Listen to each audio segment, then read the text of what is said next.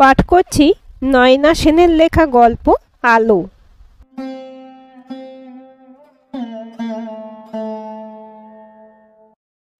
রিনি আলোটা জ্বালিয়ে চুপ হয়ে যায় শুভ। এই কথাটা তো আর ওর জন্য নয়।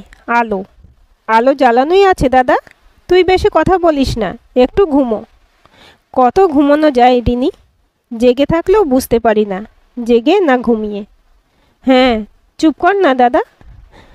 শুভ শুনতে পাই রিনির গলাটা কেমন কাঁপছে।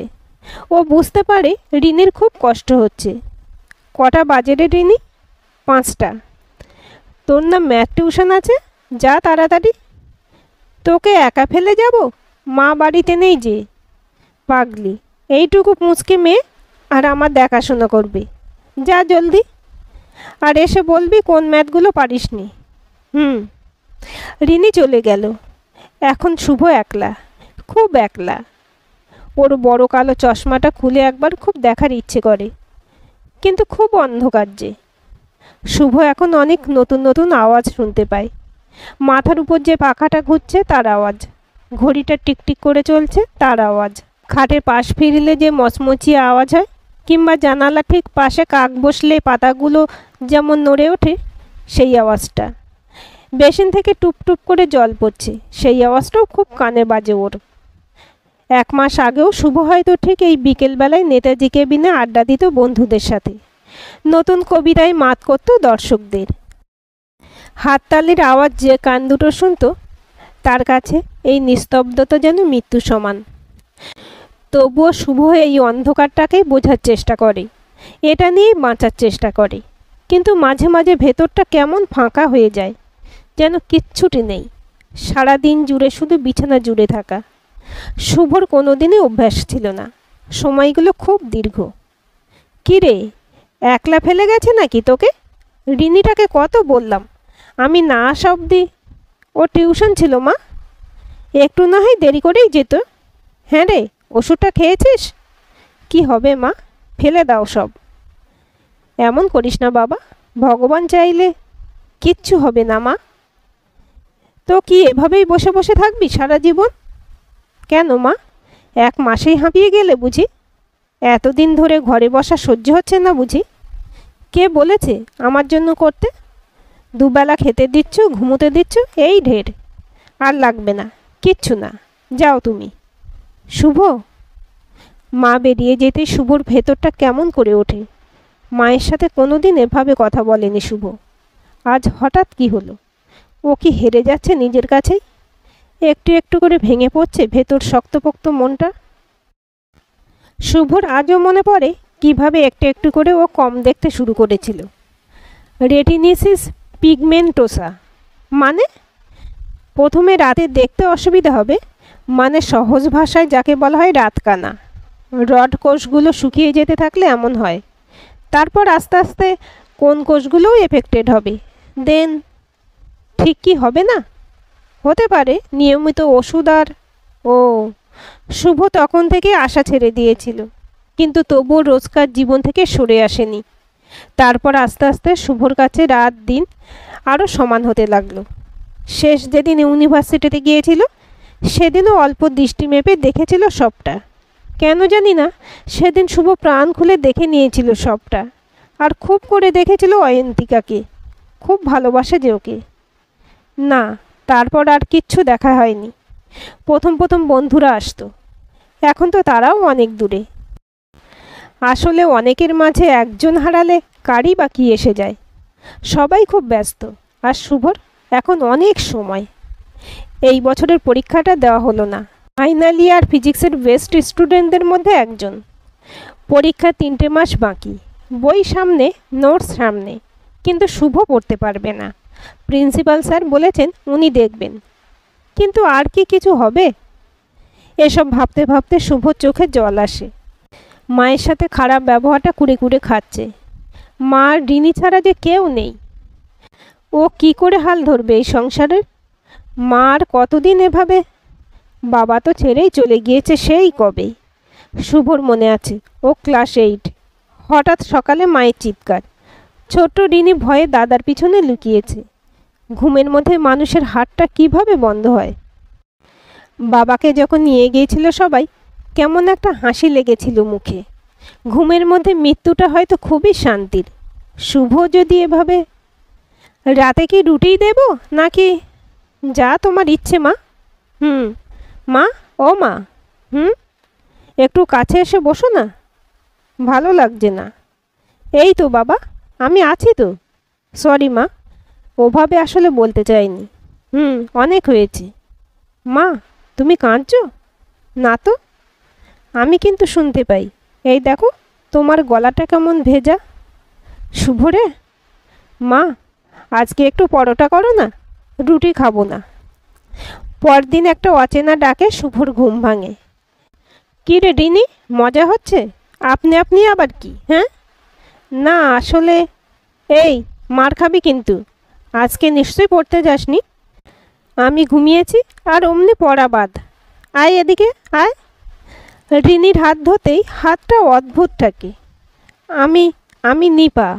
কাকিমা বললেন সকালে আপনার একটা ওষুধ থাকে, তাই ওটাই। মানে, কে আপনি আর কোত্থেকে এলেন? আমি মানে, মা, মা কোথায় গেলে? মা, মা। উফ, তোকে বারণ করেছি না? চেঁচানো বারণ তোর। কি হয়েছেটা কি? উনি কী সব বলছেন এসব? ওহো, বলাই হয়নি। আসলে আমি তো অফিসেই থাকি, আর রিনি কখন বাড়িতে থাকে না থাকে, তাই। তাই কি? হ্যাঁ, কি? তোর দেখাশুনো। টাকা কি সস্তা পেয়েছ? কে না কে? অন্ধ বলে এত দয়া কে করতে বলেছে? আমি কি একা থাকতে পারবো না নাকি? আলাদা করে আয়া। ওরে চুপ কর, না জেনেই। কি চুপ করব আমি? নিপাকে তুই ভুলে গেছিস? আসানসোলে থাকতে সেই যে 7টা বছর যার উপরে শাসন চালাতিস, সেই নিপারে। কী রে শুভ, ভুলে গেলি? নেপি? ওই রে দেখ, তোর চেল্লানি শুনতে গিয়ে আমার পরোটা কয়লা হয়ে গেল। সামলা দেখি মা আমার এই হতচ্ছাড়াটাকে। না, শুভর এবার ভীষণ লজ্জা লাগছে। ছি ছি, সত্যি চণ্ডালে রাগ হয়েছে একদম। এই নিপা, মানে কিছু মনে করবেন না। আসলে আমি না কেমন যেন হয়ে যাচ্ছি নেপি। মানে নিপা। নেপিটাই থাক না। সে কি রে, ছোটো থাকতে কি খেপে যেতি সেই নামটা শুনে, মনে আছে? নেপি নেপি, নেপির শাশুড়ি ঢেপি, নেপির নাক মোচা, নেপির বড় মোটা বলেই খুব হাসতে থাকে শুভ। তাই এখন তো আর ছোট নেই যে নেপি শুনে খেপবো। তা ঠিক, এখন তো খুব সুন্দরী হয়েছিস বোধহয় বলেই কেমন একটা অস্বস্তি বোধ করে শুভ। 15 বছর বাদে যে মেয়েটার সাথে দেখা, তাকে কি এমন বলা যায়? শৈশব আর যৌবনের মাঝে কে যেন এক অদৃশ্য সীমারেখা টেনে দেয়। আমি কিন্তু তোমার দেখভাল করতেই এসেছি। সে কি রে, তোর বাড়িতে মেনে নিল? তোর কি আর খেয়ে দেয়ে কাজ নেই নাকি? আমার ঘর নেই শুভদা। মানে? কিছু না, এই ওষুধটা খেয়ে নাও, কাকিমা বকবে।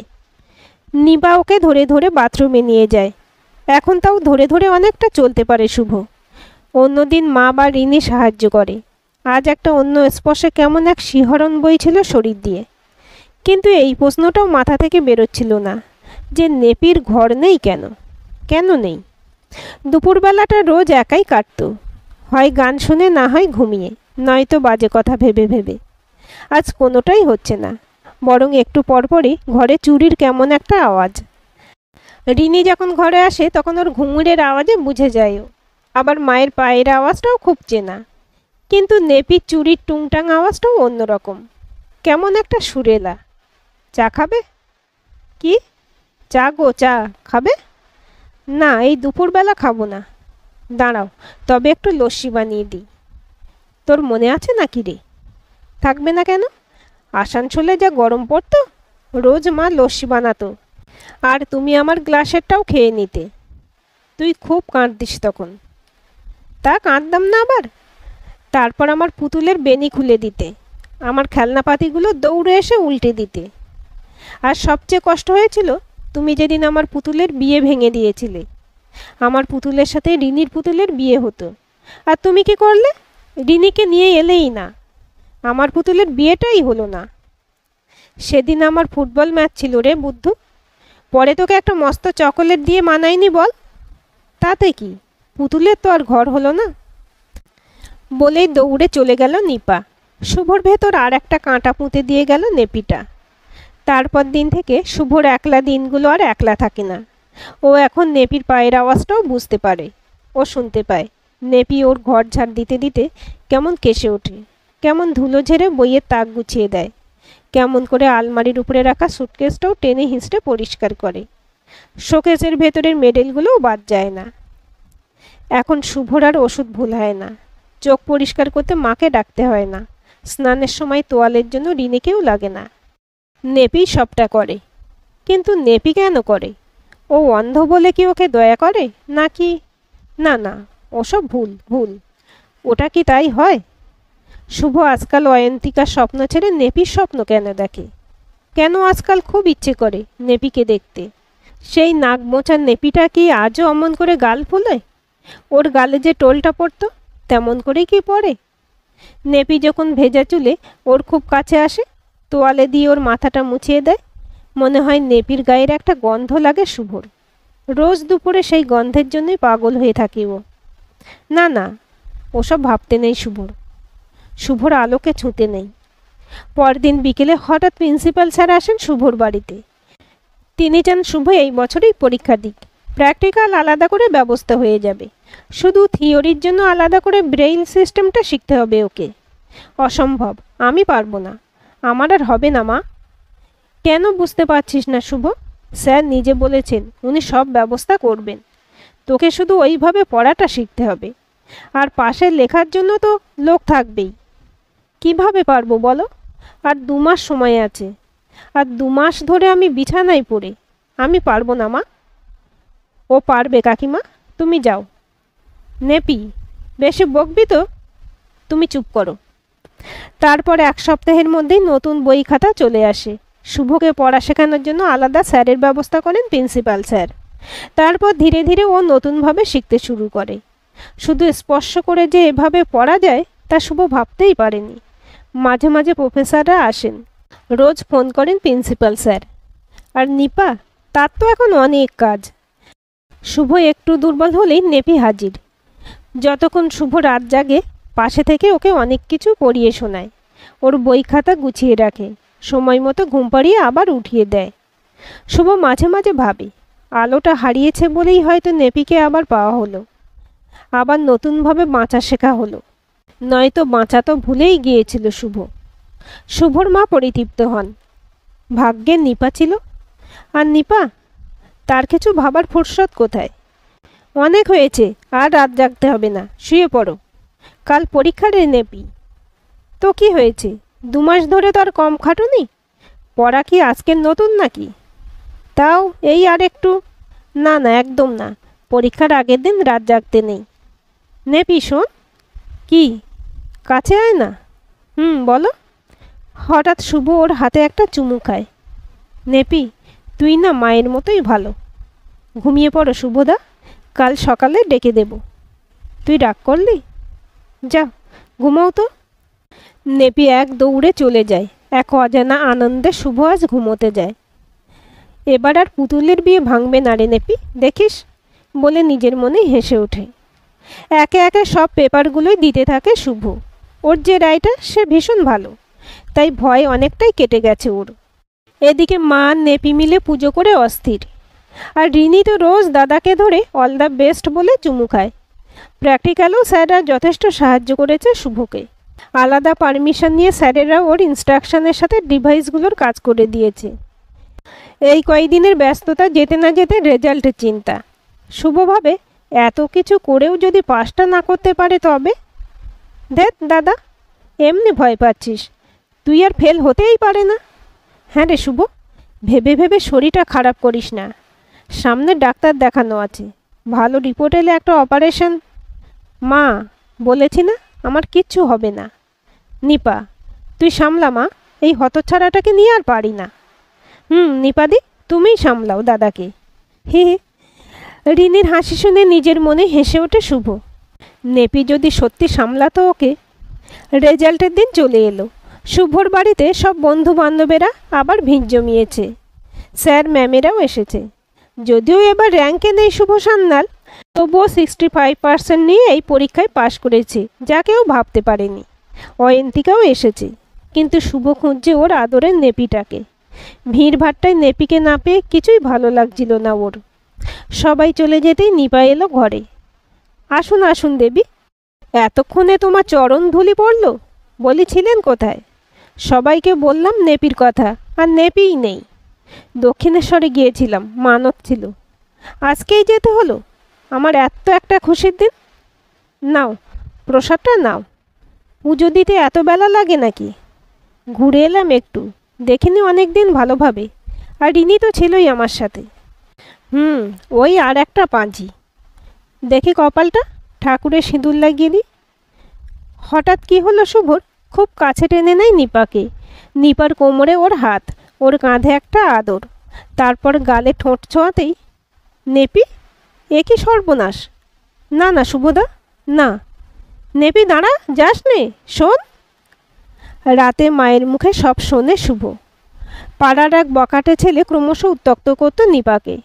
নিপা কোনোদিন পাত্তা দেয়নি, কিন্তু নিপার বিয়ে ঠিক হতে মাথায় রক্ত চড়ে সেই ছেলের। হুমকি দেয় এই বিয়ে কিছুতেই হতে দেবে না। আবার নিপার পুতুলের বিয়ে ভাঙে। মুখের মা দিকটা ঝলসে যায় সালফিউরিক অ্যাসিডে। মামলা মোকদ্দমা চলল, 7 বছরের জেল, আর জরিমানা হলো সেই ছেলের। কিন্তু নিপা হারালো সবটা।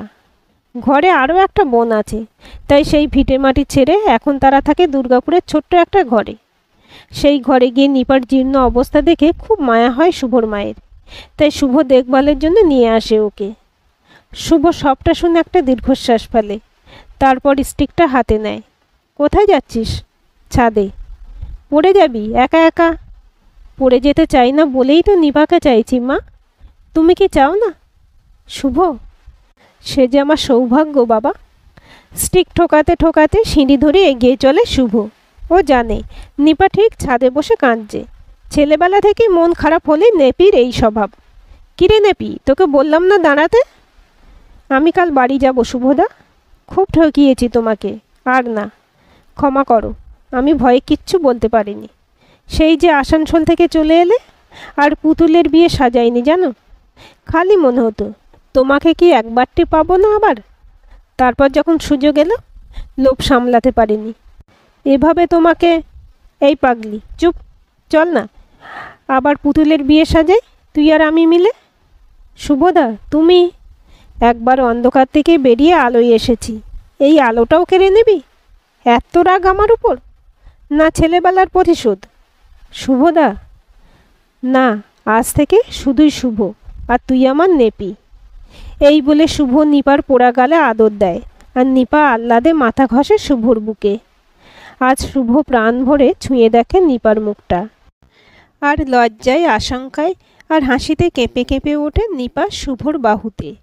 শুভ আজ যেন ঠিক দেখতে পায় ওর নেপি বুচিটার গালে আজও ঠিক তেমনই টোল পড়ে। আজকের গল্পটি আপনাদের কেমন লাগলো কমেন্ট করে জানাবেন। ভালো লাগলে অবশ্যই একটা লাইক দেবেন, আর চ্যানেলটি সাবস্ক্রাইব করে সাথে থাকবেন, এবং নতুন ভিডিও আপডেট পেতে বেল আইকনটি ক্লিক করে রাখুন। গল্পটি ভালো লাগলে অন্যদের সাথে শেয়ারও করতে পারেন।